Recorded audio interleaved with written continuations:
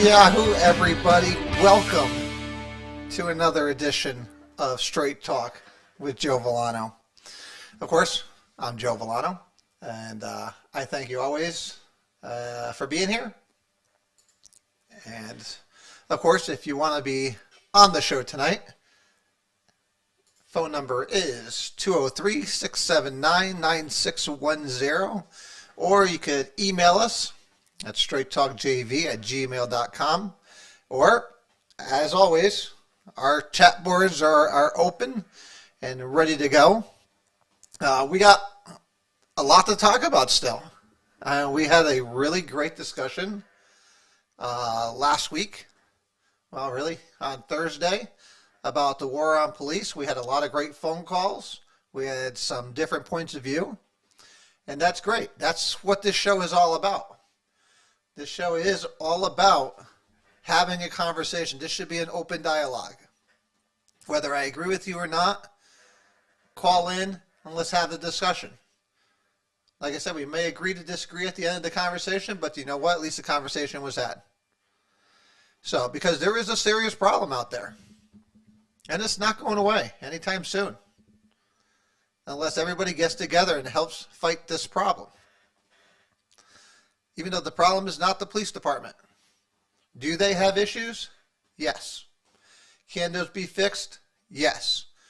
But the one thing I don't hear anyone talking about is what's going on our side. What are we doing to promote a better relationship with our police departments? Not just in these cities that are having issues, but right at your own home. In your hometown, what are we doing? What are you doing to foster a great relationship with the police department? Now, my growing up, we had a lot of contact, unfortunately, with our police department. That's just is what it is.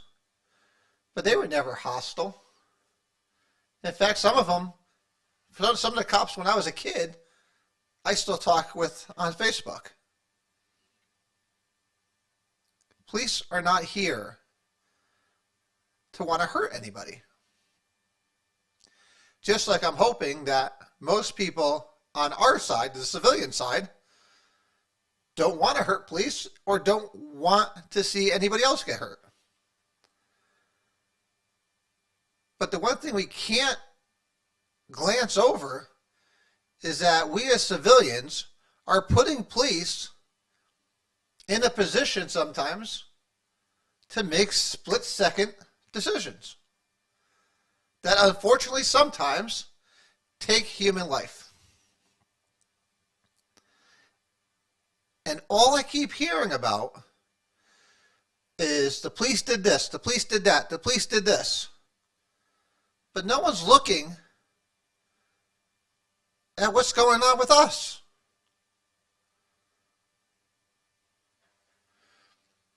You know, the top story is still the top story. Every time the Democrats have been quick to condemn the police, especially in the shooting of the 16-year-old Malika Bryant in Columbus.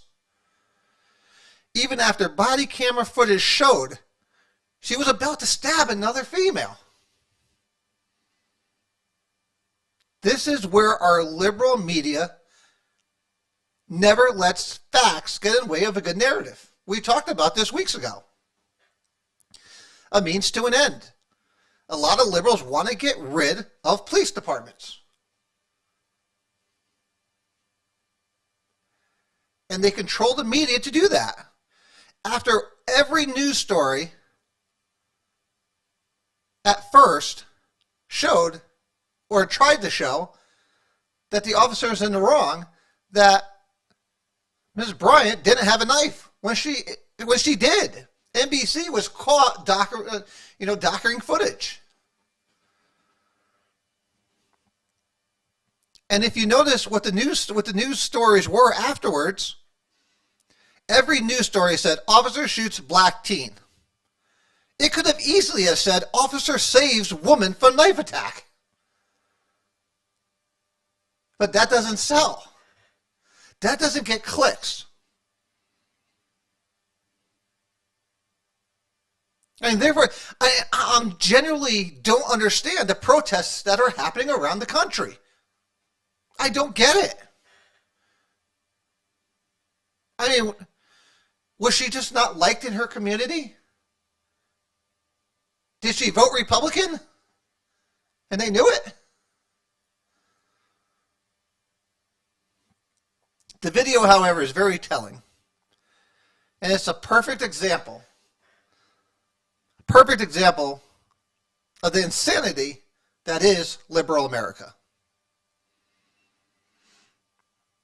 Everyone is literally watching the real problem on the screen, but have been so conditioned and brainwashed, you may not even see it.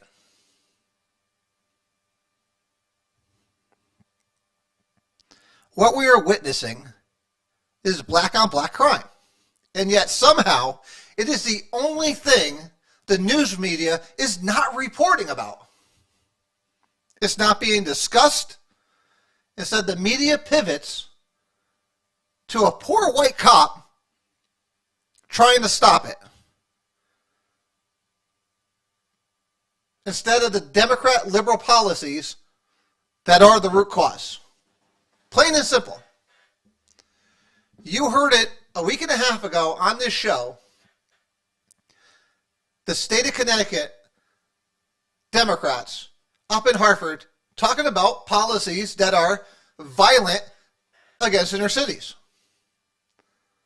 Again, the same policies they created.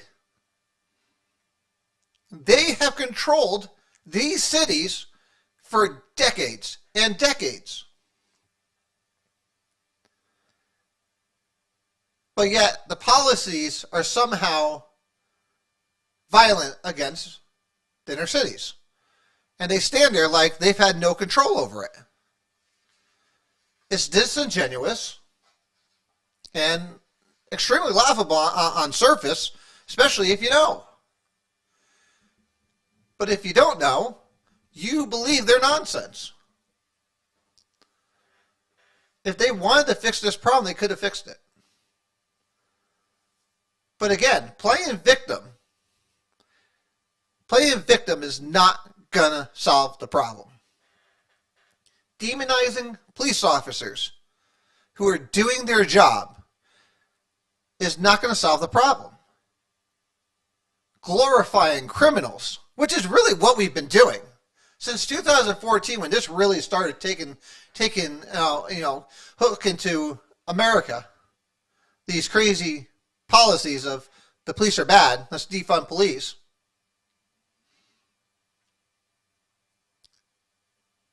It's been absolutely crazy.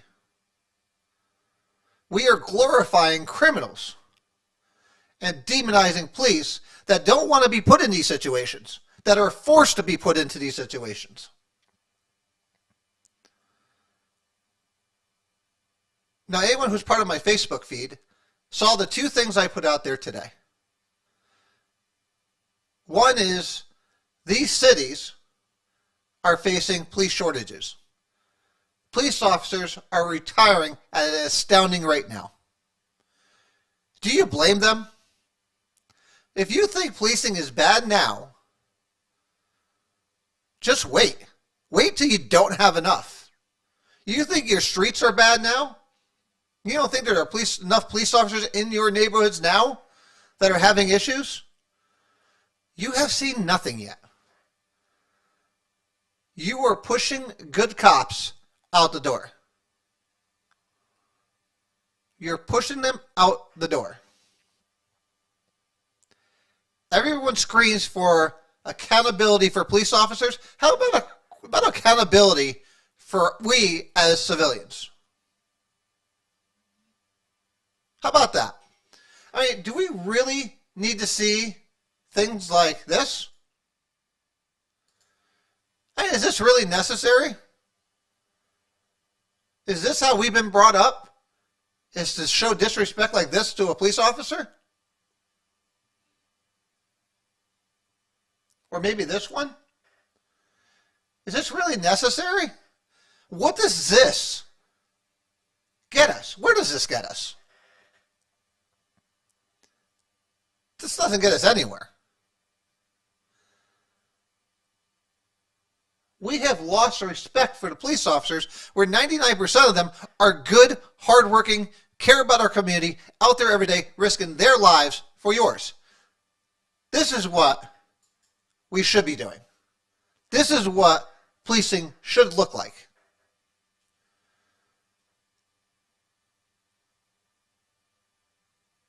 That's a great, great photo right there. This is what policing is all about. Caring for other people. No matter the race, color, creed, religion, it doesn't matter. Good people find each other. It's unfortunate that our cops have to be put in the worst situations possible. But hey, that's the job they took. And they do their best at it. They do the best they can.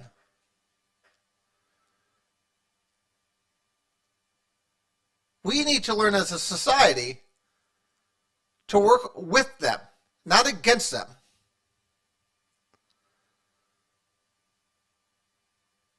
You think they want to be in streets that are infested with drugs? You think they want to be out there dealing with gangs?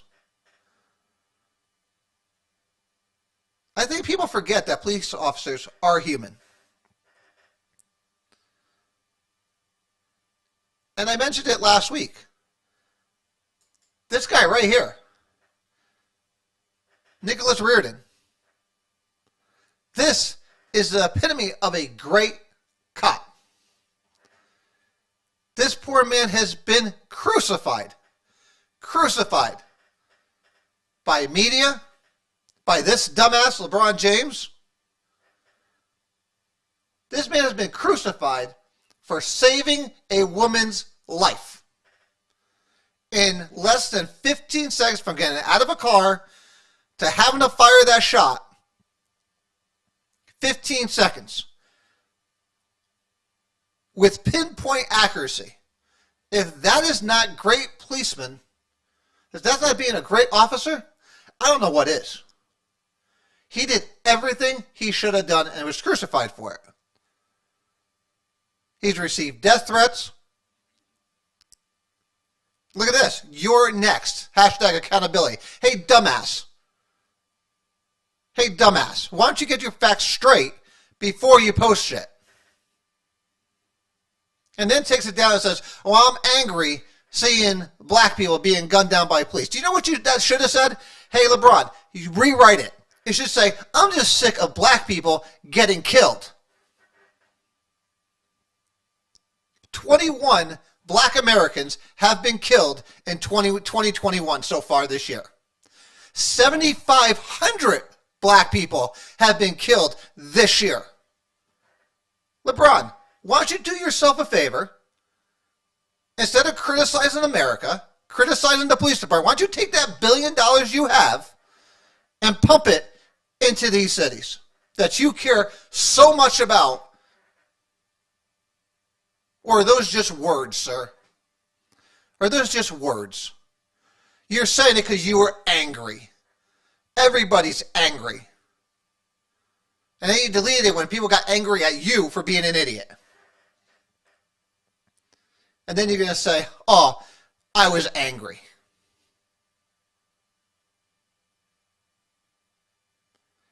He gets angry and makes tweets about things he doesn't know, and he's sitting there criticizing an officer that had 15 seconds to make a life or death situation, a life or death call. This man is a friggin' hero. He's a hero. And nobody really even knows his name, unless you're looking to criticize him.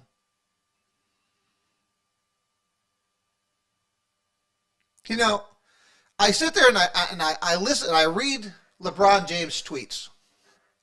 I don't know if anyone read them. If you did, they're good to go read. Because they show you what's wrong with the athletes in America today. This is a man that came from nothing. He should be expressing his gratitude for America. He should be praising the opportunity that he has here in America. From the ghetto, and is now a billionaire. But instead of sitting there and trying to build Black America up, trying to pull the kids from the ghetto and trying to put them in a better place, he criticizes America and says there is no opportunity for you to get to where you need to be. But yet, there he is.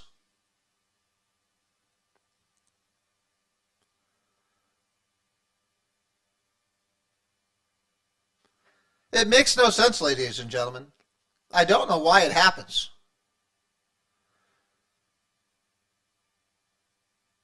Why these athletes, why these celebrities, why these politicians are so fixated on trying to divide America. Trying to put divides in everywhere they can. It does not make any sense. Other than they're trying to divide you to control you. If both sides are yelling at each other, nobody's looking at all the other shady crap that's going on in the middle. Why else would they want to destabilize the communities?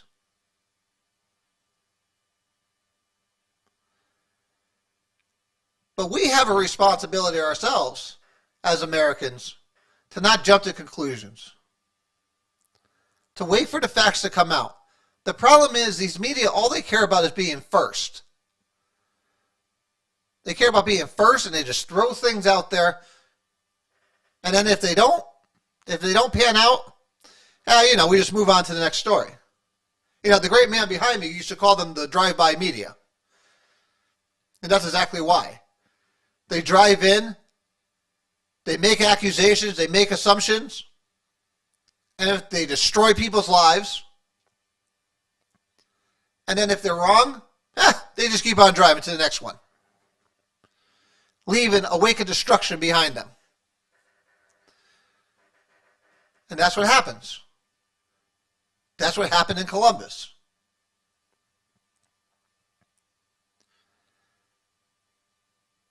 Watch what you're absorbing into that brain of yours.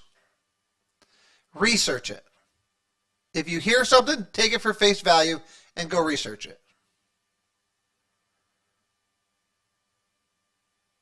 But like we talked about on Thursday,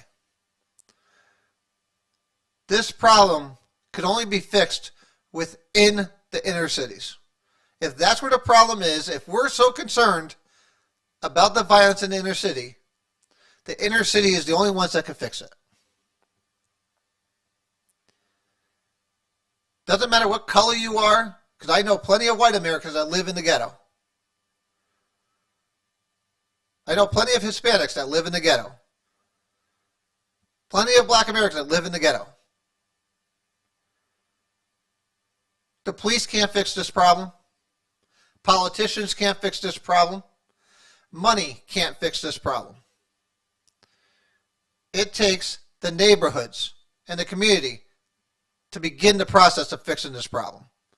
Police can only be a partner with them in fixing the problem.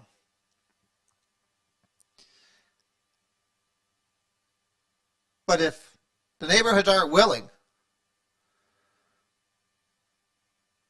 to make the first move to cleaning up their neighborhoods of the gangs, of the drugs, of the shootings, then how do you expect the police to do it? There's only so many resources they have.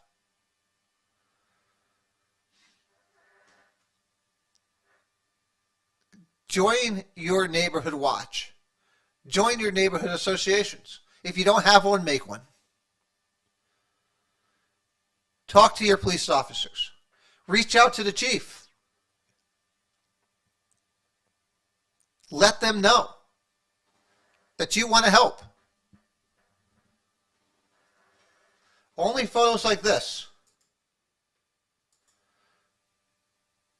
This is how you fix neighborhoods. Just like that. People working together. Only then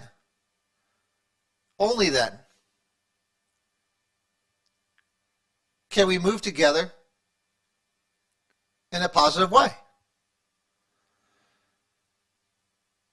Just demonizing police and saying that you want accountability and you want to defund them or abolish them, that is a non-starter if you're looking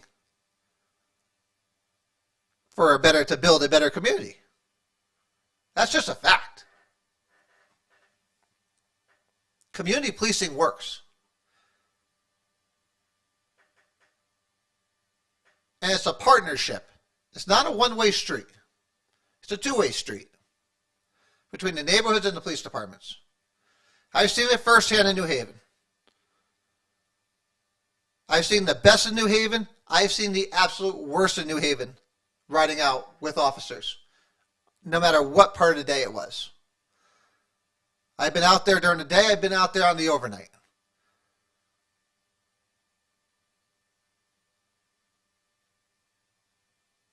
I truly believe every neighborhood wants to be safe. There are more people out there that want a safe neighborhood but are scared to crap to do anything about it because they're scared of being alone. You're not alone. There are probably many more of your neighbors that want the same thing. Because you're not even safe in your own house anymore. Hartford's a prime example of that. A 3-year-old and a 16-year-old shot by stray bullets. No protests. No Black Lives Matter out there.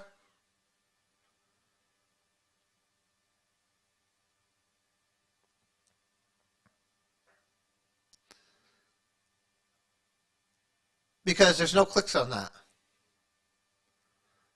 They don't care. They don't want to talk about that. That's not going to divide America. I always say follow the money. Follow the money. And some people think that I pick on Black Lives Matter. I know my brother does. But again, this is an organization that just last year made $90 million.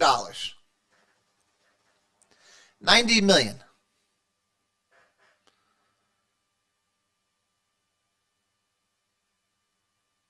Where's that money going? It certainly the hell ain't going to the black community. Because I have a story in the stack here. There was two that Taylor and Brown. Their mothers are out there wondering where the money is. Local Black Lives Matter chapters are asking, where's the money at?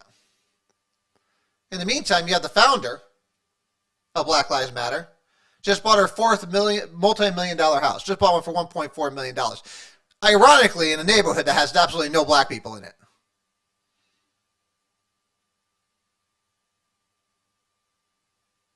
But she cares. She seems to only care when there's a police officer involved. Other than that, they're nowhere to be found.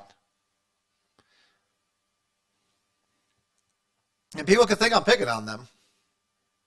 But facts are the facts. Facts are the facts.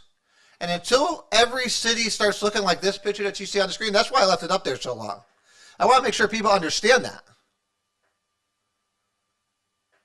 I want to make sure people see this picture. This is what community policing is all about. This is how you fix a city or a neighborhood. Just to confirm, you'd like to call Sean's neighbor? My phone's picking up my conversations.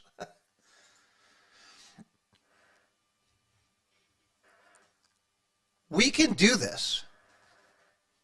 America is not lost. At all.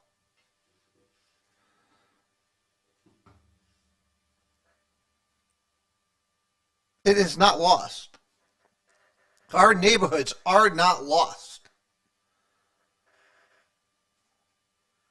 And Craig, you're absolutely right. Defunding or getting rid of the police departments is an overreaction and will not solve nothing. But that's exactly what many in your party want to do.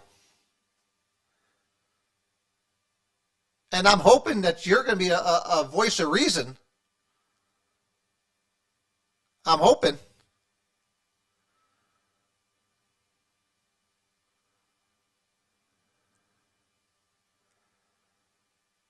We need to make sure we're doing what we can on our side, controlling the things you can control.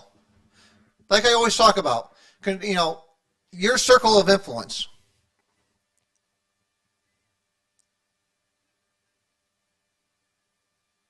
Controlling your circle of influence and making sure that you're putting out positive vibes and helping people do what needs to be done.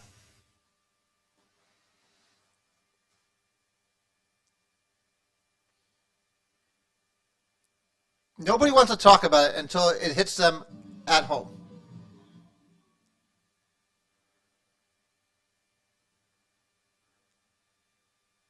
Nobody wants to talk about it.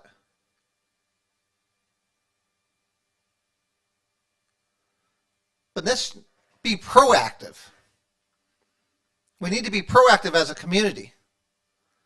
I'm glad we don't have these issues really here in Meriden. Meriden is a very diverse city. I love being here. Do I have my issues with the police department here? Yes. Do I agree with the way it's run? No. Because I don't think they do enough community policing. Or at least I don't believe they do it the right way. And I've been trying for at least 5 years now to get it changed. To no avail.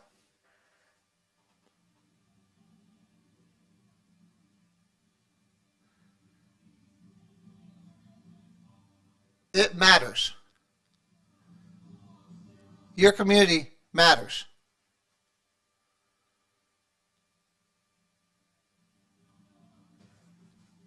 And only we can sit there and help solve that problem. So do what you can. Do what you can to help make your community a better place.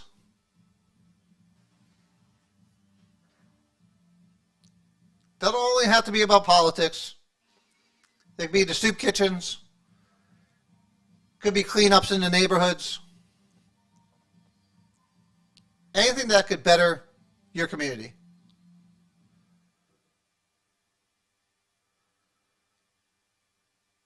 Now, we had some great callers on Thursday. One talked about implicit bias, which, again, we were able to just agree to disagree on. So, then we had a great conversation with Captain Gaynor. We explained some of the ways that the police officers think and how they're trained. We talked about some of the policies that have now been forced against them.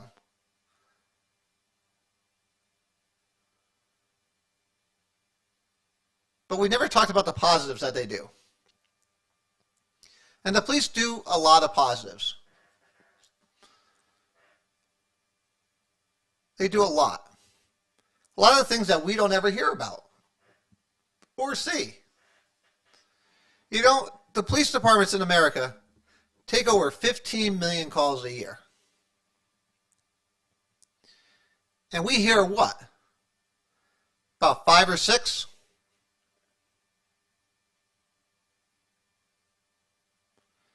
But nobody ever talks about those other ones that they do a great job at. And no, I'm not saying that they don't do a great job on those 5. They're just up for debate. But to think that they don't care or they wake up thinking about how they want to just go kill someone is ridiculous. And I'm sad that people think that way. And like I just said, these cities are having a hard time finding candidates to go be police officers. If you believe that our police officers are doing such a bad job, here's your opportunity. Go put on a badge. Go walk the streets. If you think they are the problem, you could be part of the solution.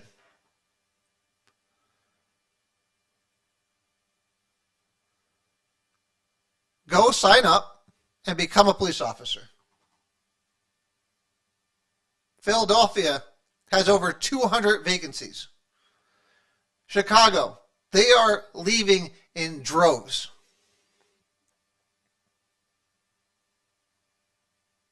Go ahead.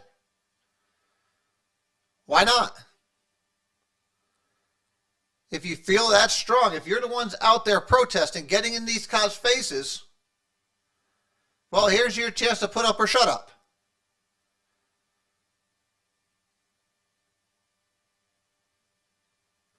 But I bet you they won't. Because it's so much easier to yell and scream and criticize from the sidelines than it is to go out there and do the job. And it is a stressful job. They see things no one should ever see. Every day. They see the worst in people. They look evil straight in the face on a daily basis. And we sit here and criticize? I thank you, police officers. I thank you from the bottom of my heart. I thank you every single day that you're out there risking your life for my family.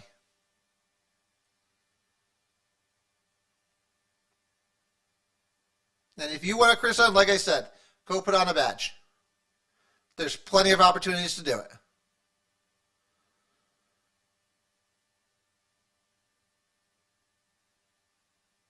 Oh, I'm fully aware. I'm fully aware, Craig. Everyone wants to be a Monday morning quarterback. Like I said, do police officers make mistakes? Yes, they're human. And I understand that they take lives when they make mistakes. I get it. But to sit there and say it's an epidemic in America is wrong. It is a false narrative that cannot be proven in any fashion. There is not a fact or a statistic that shows otherwise.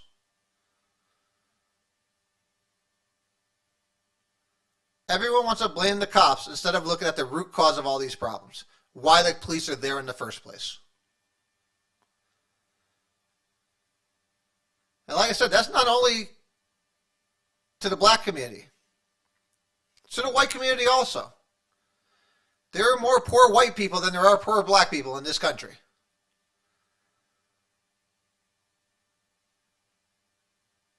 Same goes for them.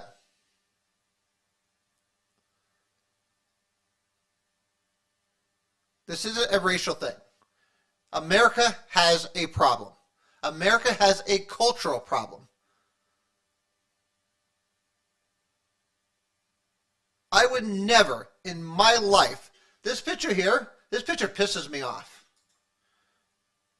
Right there. That picture pisses me off. If I ever did something like that, my mother would have slapped me till next week. Don't ever, if my son ever, either one of my sons ever, I see this, I will beat them into next week.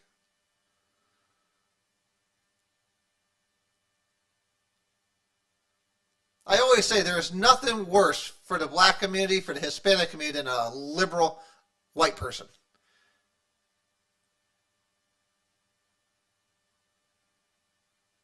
Because they drum up most of this crap.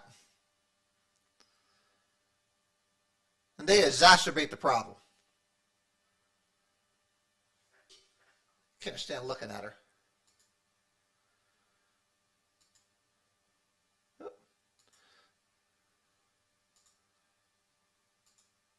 Doesn't want to come over now. There We have issues in America. And it ain't the friggin' police. It is not the police. The police are not our enemy. We are our own worst enemy in this country. And why? Why would we let them divide us? Why would you want them to divide us based on anything, whether it's race, religion, ethnicity, nationality? It doesn't matter.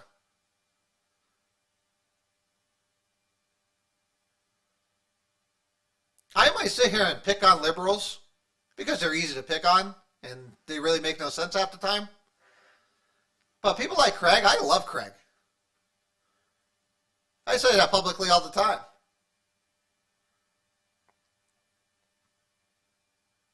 I love everybody. Because at the end of the day, all we have is each other.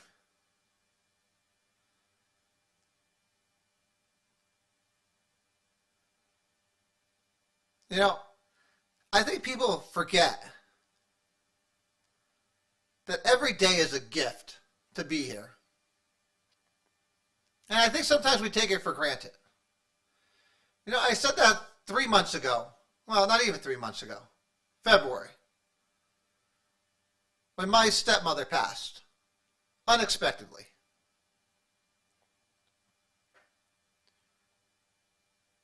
You never know when you're going to lose somebody.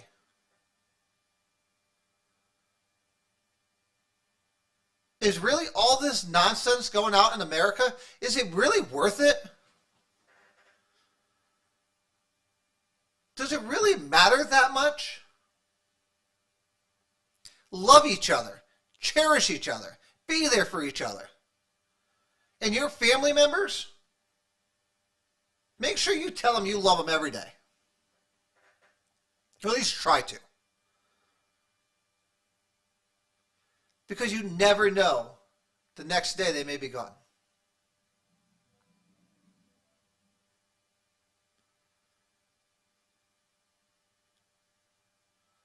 All this nonsense and this fighting is going to get us nowhere. Love one another, care for one another. Come together as one, as a community, as a neighborhood, as a state, whatever. We're all one big family.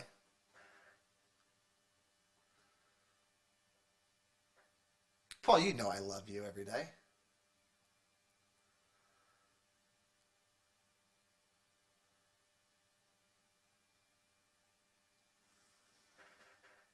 I tell you too, I love you all the time.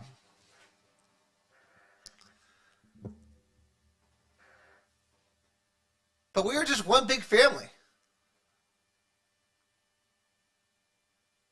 We're just one big family trying to make it through the next day. That's how I look at it.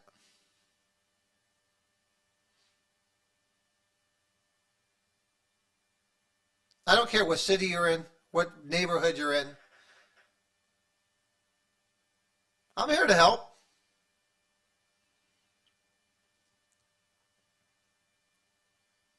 But because each and every one of you is worth it.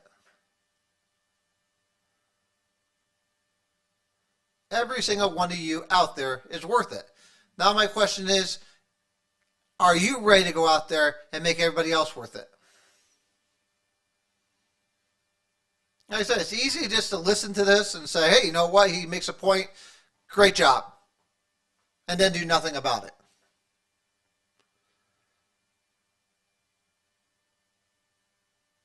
Now, I might sit up here every once in a while and say some crazy things that people sit there and go, whoa, really? Should he be saying that? It's not very politically correct. I don't care about being politically correct. I can give two shits about it. Conversations need to be had. Things need to be said. Whether it's with somebody else or my family. And my family would be the first ones to tell you, I'm not politically correct with them either. And that's okay. That's who I am. And I want you to be who you are. But again, if you want to be part of the conversation, feel free to call in 203-679-9610, or you can email your questions at straighttalkjv@gmail.com. And like I said, I'm always watching our feeds, and I see my brother and my sister sitting there picking on me, telling me that I don't love them. I don't tell them I love them every single day, which they do know that I do love them every single day. And prayers to my other brother who's in the hospital still, fighting a good fight with pneumonia and COVID. So prayers to him, and he's doing better today, I hope. Well, he is, and hopefully he sticks out the fight. But he's a Vollano, so we don't go away too easy. So we're really stubborn, in case no one realized. So, but again, we're not promised tomorrow. So love one another today. Do what you can to help out.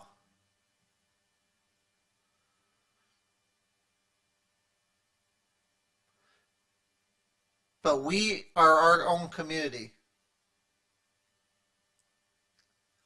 Only we can fix the problems going on in our community.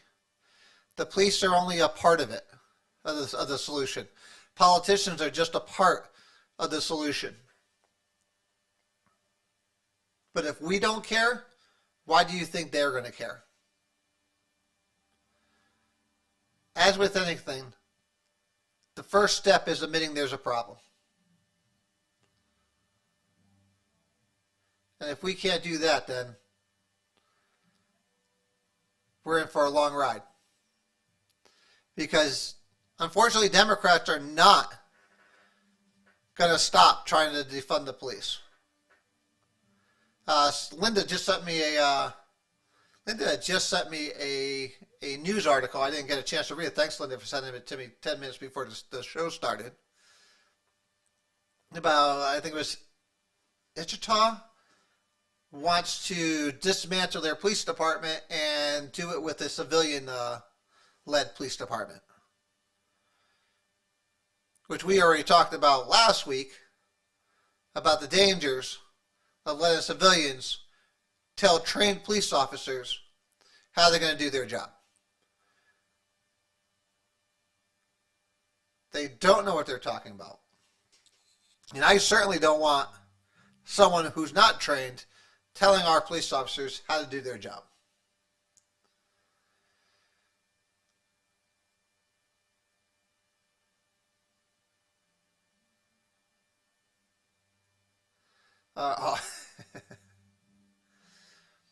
Our libertarian, Roger's never on. Roger's never on, unfortunately. Roger should join us. Roger's our libertarian.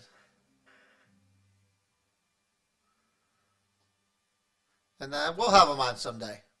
As we get closer to election times, we'll have him in. See what he has to say.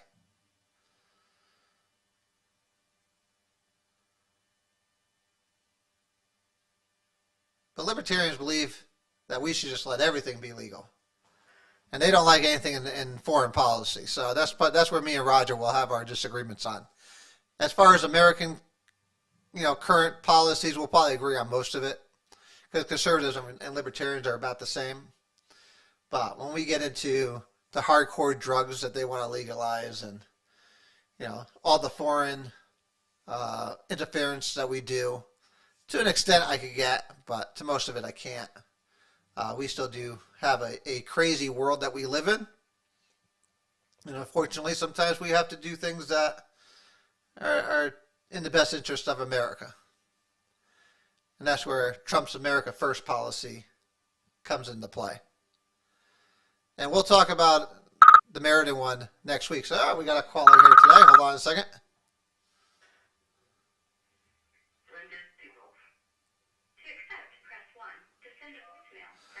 Here we go.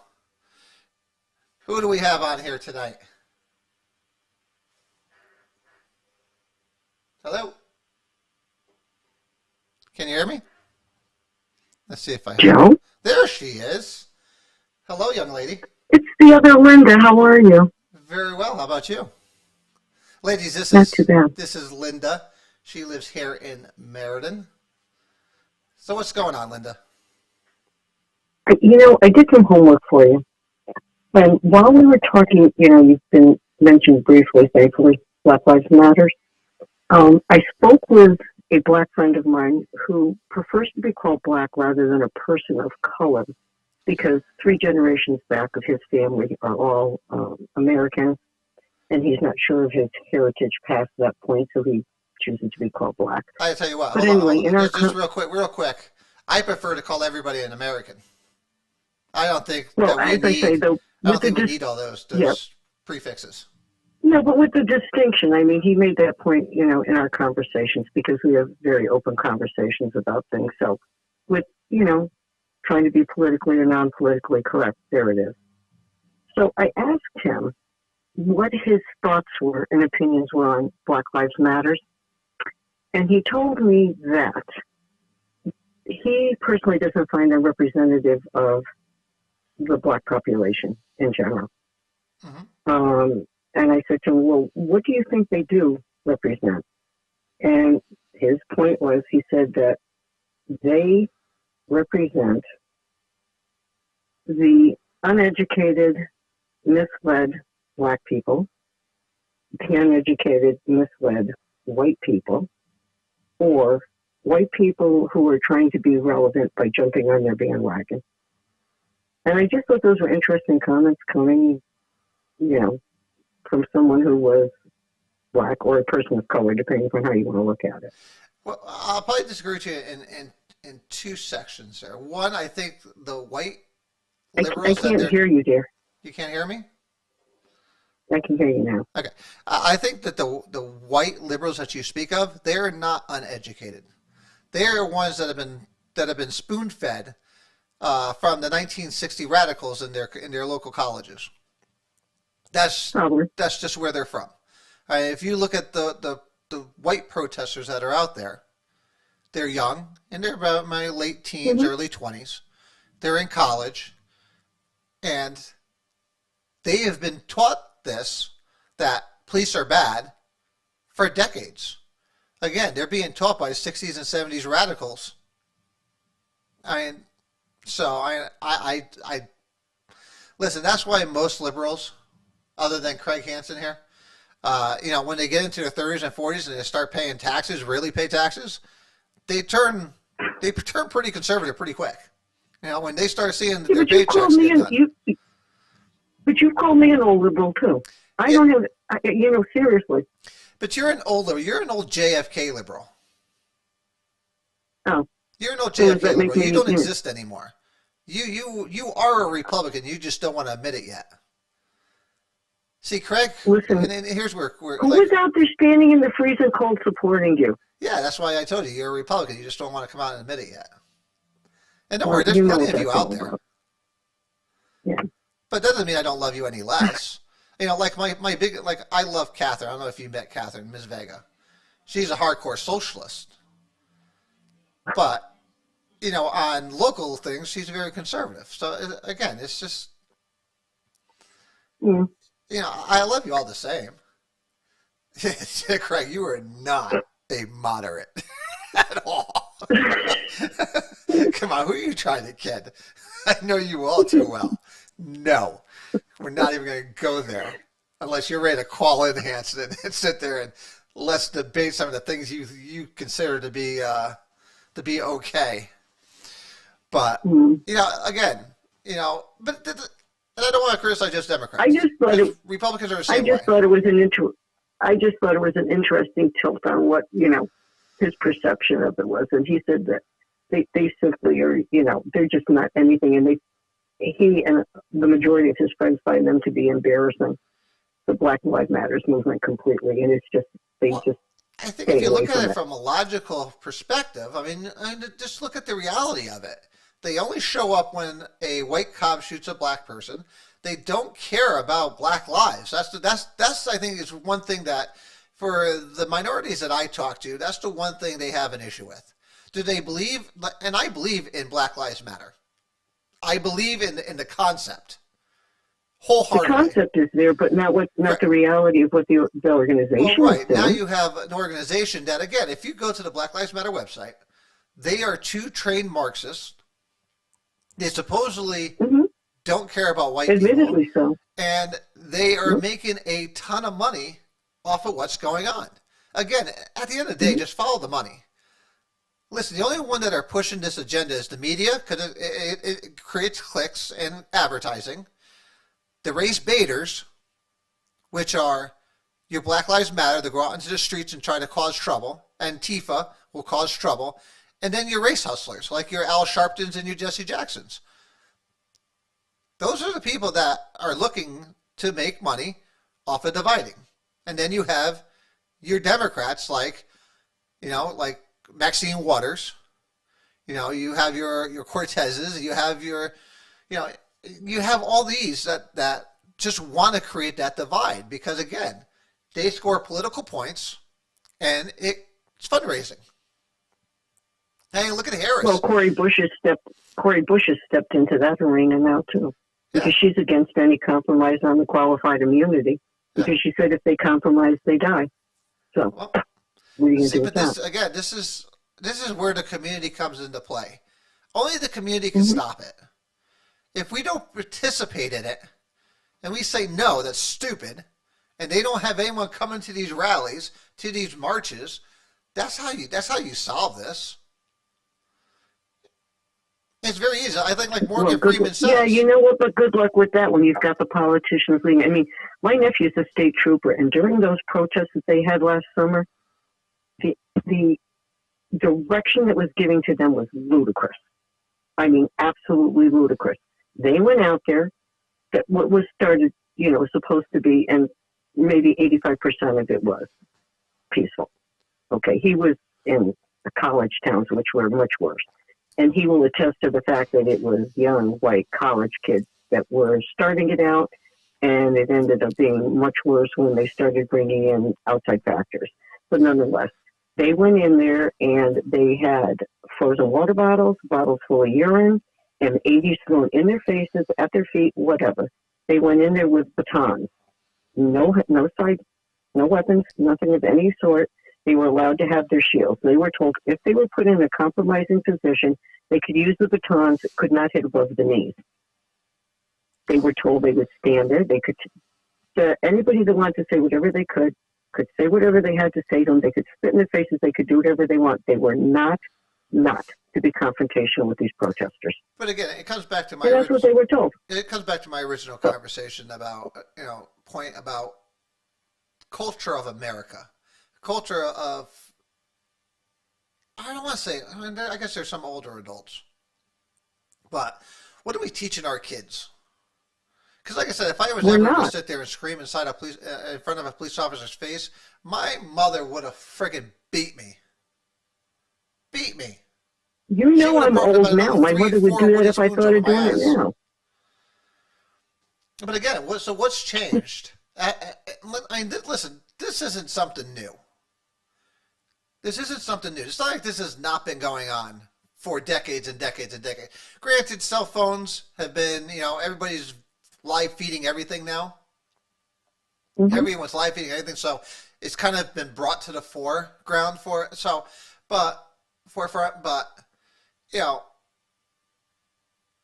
it's also bringing the issues of our culture to light, where you have, again, kids like that screaming in police officers' faces, people resisting police officers. If you look at every single one, it could have easily been avoided. But nobody wants to talk about it. You know what the paradox is here, Joe? If the mothers nowadays bring out the wooden spoons, who are those kids going to call? Oh, my God. They're going to call the police because the mothers are abusing them. Oh, do you know what? Call the cops. Tell you what, I'd be the first one to sit there and say, my son, go ahead, call the cops. Knock yourself out. But here's my point. I mean, it's ludicrous. You know, don't trust the cops. But But if call your the mom's cops. going to discipline you for being disrespectful, Yeah. call the cops. Like I said, police officers You don't want to can't be win. put in these positions. If anyone thinks that No, a they police don't. officer wants to be put in this position to make a life or death situation a call, you No, think that again? they don't. Nicholas Cerruta, he didn't They want to be don't. put in that situation. He was confronted within 15 seconds on what he had to do, and he made the right call. But instead of, like I said, that article simply could have easily have said, "Police officer saves life of black girl." But no, of course it said, Doesn't feed an agenda. of course they have an agenda. Because, like I said, And it doesn't create clicks. sensationalize either. Saving someone's life does not sensationalize as much as killing someone. You're absolutely right. It's all about the clicks. Yeah. But again, Americans fall for it. And then you have idiots like LeBron James, who goes again. He has 50 million followers on Twitter. 50 million. That's very powerful. And then you go and throw. And he's been called out by quite a few people too. Right, so. but the damage is already done because you know what? 48 million of those people probably haven't seen that he even took it off for corrections. True. And then it's a piss poor excuse he gave for it. I was angry. Well, tough shit if you're angry. I don't care. People's lives are at stake. Yeah, that's for sure. It's so easy. Again, it's just like the drive-by media. You know, if you're wrong, it doesn't matter. Doesn't matter the destruction you just left behind. They just move on to the next thing because they're not. And they're even saying now that the girl whose life was saved is being threatened. Of course she is. I mean, this is how insane all of this is. But again, nobody wants to talk about the root cause. Again, we always talk about, it always comes back to what the officers did. Well, why is the officer there? And that's why I said, somehow, we're witnessing the black on black crime, yet it's the only thing not being discussed. Why? Because it's not third rail. As of Friday night, 177 people have been killed in Chicago, okay? Of them, all right, 162 of them were black, 11 were white, 1 was Asian, 3 were Hispanic. Okay, at that point, 4 had been arrested that were white, 102 were black, and the rest of the deaths had been unsolved as to who had committed them. The youngest one was that 7-year-old child who got arrested, and they arrested that person yesterday or this morning, whoever it was that shot the 7-year-old. Not one word from Black Lives Matter, from any of the organizations after that number of people being killed. And that was as a result of 907 shootings. That doesn't push their narrative. Therefore, you're not going to hear about it. But again, but again, listen, we understand that's who they are. We have to understand that we need to fight against that. And that we do that by, again, making sure we're putting facts out there.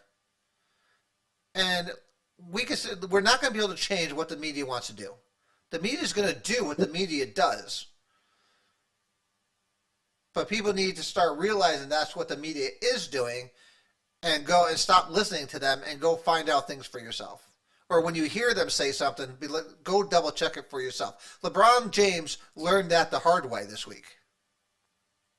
He learned that the hard way.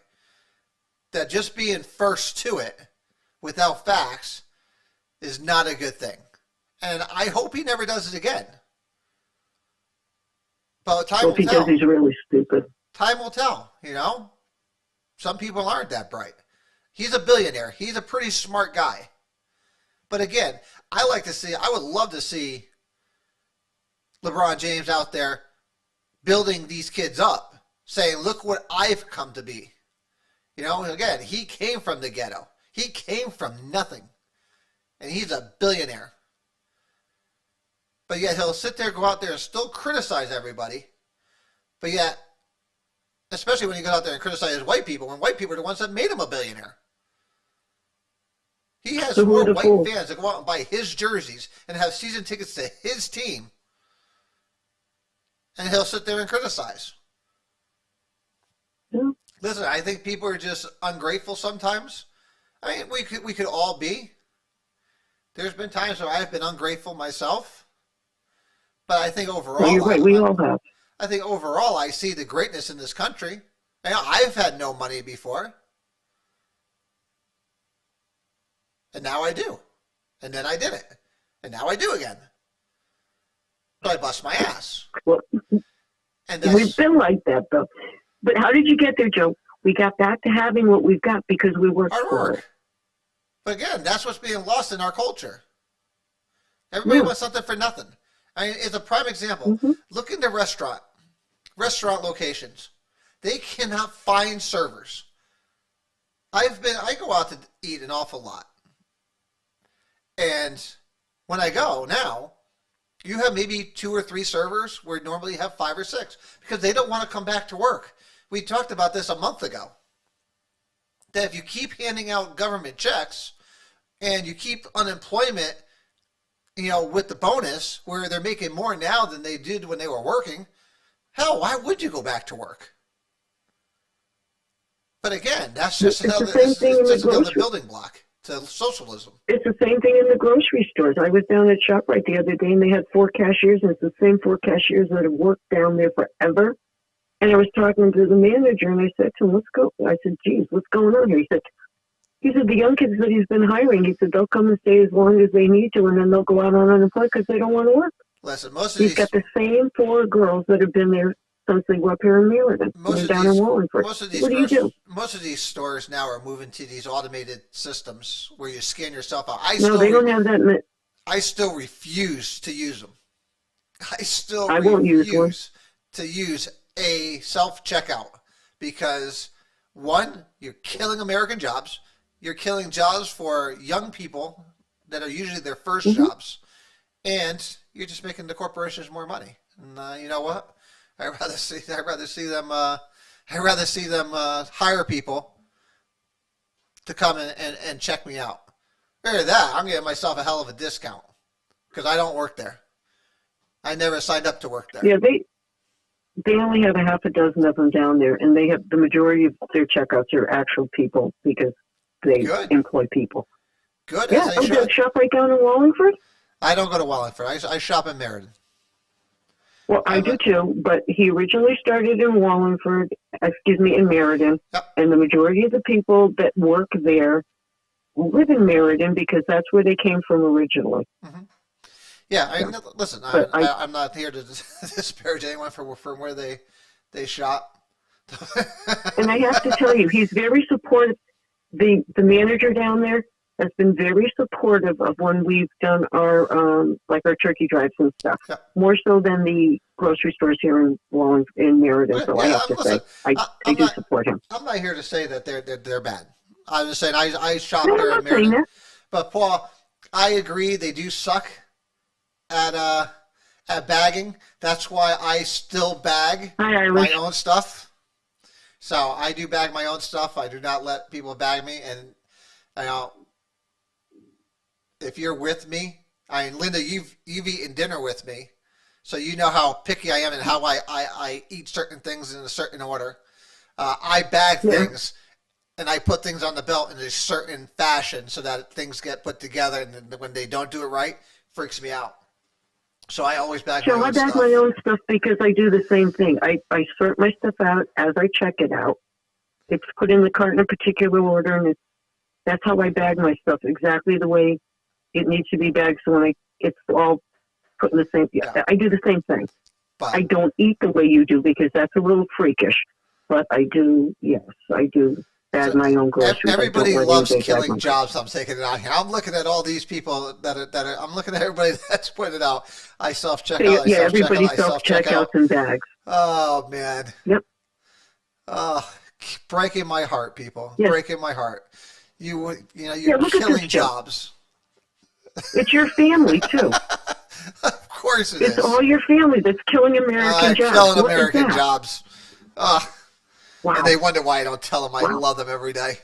Look at them. Look at them. Killing me. Linda, thank you for calling, sweetheart. It's always nice talking to you. You're welcome, dear. And, I love you, and you're so delightful all the time. I am delightful. You are delightful. I know. You don't need to tell me. I feel I just have to. Well, that might be part of it, so I might be a little lazy. But, again, I just think people can thank me for keeping their job. Linda, I love you, and I will talk I to love you. you too. I will talk to you. Okay, bud. All right, thanks for calling. Bye Bye-bye. bye. Yeah, I mean, people. I mean, like I said, you as a member of the community have many ways where you can help your community. Whether it's where you spend your money. Like I said, I don't criticize people for. I don't criticize people for shopping wherever they want to shop. I prefer to do as much stuff as I can in Meriden because I live here. So I will do as much shopping as I can here. In my business, I use as many local Meriden businesses as I can, which I'm blessed to have some of the best. Like for my trucks, I have Central Connecticut Tank out over there on Gracie Ave, who do a phenomenal job at keeping my trucks on the road. Whether it's, if I need tanks, you got Safety Tank over on Powers Drive. So, I mean, there's so many businesses here in Meriden that people don't know about that I love to make sure I stick here and local because I feel it's important for me to do so. And again, and I like to do a lot for my community, whether it's in my private life or or whether or not it's in my professional life. I try to do as much as I can for my community, and I like it that way.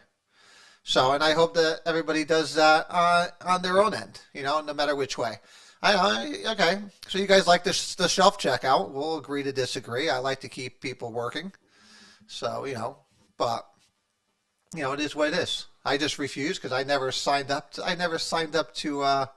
To work at any of these stores. So I didn't bring my apron with me. So therefore, I'm not checking myself out. I'll take the groceries and keep moving if they don't want to check me out. Paul's on that bagging stuff. Oh, he's mad. But again, like I said, just kind of circle back to this whole thing. I think the bottom line is the police are not the problem. Do they have issues? Yes. But let's not lose focus on controlling what we can. And making sure that, again, if you're having that talk with your kids, make sure they're not screaming in cops' faces. I don't know why anyone would want to do that to begin with, but it is what it is. But, I just want everyone to work together, bring us together as a community. We all have the same goals, I believe. It's to make it a safe community that's our children could live in peacefully and enjoy the outside without having to worry about the drugs, the gangs, and the violence. And I think any of us that have kids understand that. And look, I just noticed my Chinese was sitting there. That's right, because I eat and live down here. Because I try to make sure I bring the best show to you guys twice a week. So, but it's 8 o'clock. We had a very long show on Thursday. I thank everyone for staying with us for that. Now, we've had over 2,600 views of that show from Thursday. So I thank you. If you like the show, share it, subscribe to the channel. Make sure you like our Facebook page, our YouTube page. You can like it there and subscribe there also. And we'll keep trying to bring great things to you. Next week, on Thursday, we're going to talk about the Family Act that Congress is about to try to pass, another $1.5 trillion. We're going to talk again about some of the changes to the infrastructure bill, again, which is another $2 trillion almost. And then we're going to have another stimulus package they want to try to pass. So we could be looking at $7 trillion by the time summer is over, and that could really put us in a bad spot. Which it is going to put us in a bad spot. You're going to see the 70s all over again, and that's not a good thing. So we'll talk about that more on Thursday. But as always, I can't thank you guys enough for being here every Sunday and Thursday. I enjoy doing these shows for you. and with you. So if you have any comments, please leave them again in there. Sean, you gonna let me get there? I haven't done announcements yet. Sean's jumping the gun here. So make sure you're here for Thursday's show. For anyone, so on Wednesday, I moderate a town hall meeting with some Republican council people. So Councilman Carabetta and Councilman Brunet and hopefully Councilman Williams will be joining us on Wednesday over on the Meriden Republican Town Committee website. So Facebook page, which I'll put a link to it under at the end of the show, and we will share that. So if you have any questions, if you live in Meriden and you have any questions for your counselors, please do me a favor and email them to me at straighttalkjv@gmail.com. I will be moderating that, as I said, and we will have them here live. And you could also call in and ask your questions. So, and it'll be the same number. So, but I'll have all that up there for you on Wednesday. So it's Wednesday at 7 o'clock. Again, I'll share it on my personal page. And I'll also share it on the Straight Talk page. And I will share it when we'll be streaming it also on the Meriden RTC page. And if you want me to do one for your community, let me know. I will reach out to your Board of Aldermen or your counselors, and we will put something together.